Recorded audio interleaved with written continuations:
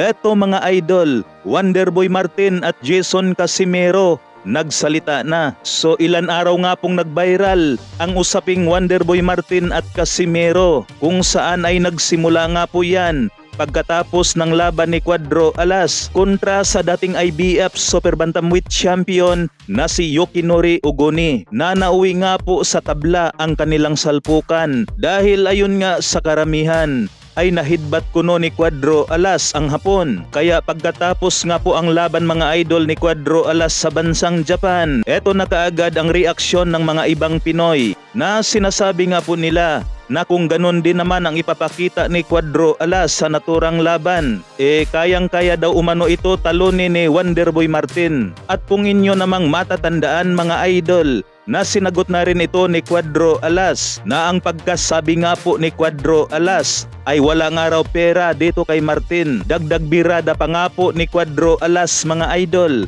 ay mga siraulo nga daw ang mga taong nagsasabing umano'y maglalaban sila ni Martin. At ngayon nga mga idol, sa kabila ng matinding mainit na usapin, ay nagsalita na nga itong si Martin sa kanyang live. Birada nga po nitong si Wonderboy Martin. Wala nga raw ito kaalam-alam sa nangyayari mga idol. Ako pakialam dyan. Hindi ko nga alam ang nagaganap sa boxing world eh.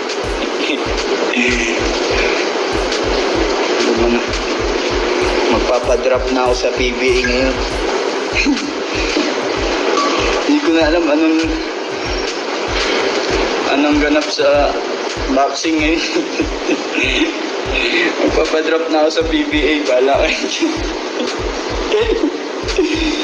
Bye-bye. Samantala mga idol, Bad Aratiles Boxing, bumanat din ito at kinumpirma niya na wala nga raw ni isa sa mga kampo ni Martin na gustong sagupain si Cuadro Alas Casimero. Samantala mga idol, pagkatapos nga po sabihin ni Naoya Inoue sa kanilang press conference sa bansang Japan na umano ay wala itong balak labanan si Cuadro Alas Casimero, sinagot na nga ito ni Kuya Lods o Jason Casimero mga idol na ayon nga sa kanya ay chill lang. At sa ibang comment naman ni Kuya Lods sa usaping ito mga idol ay tumawa na lang ito na ang ibig sabihin nga lang nito mga idol ay hindi apektado ang mga Casimero sa mga sinasabi ni Naoya Inoue.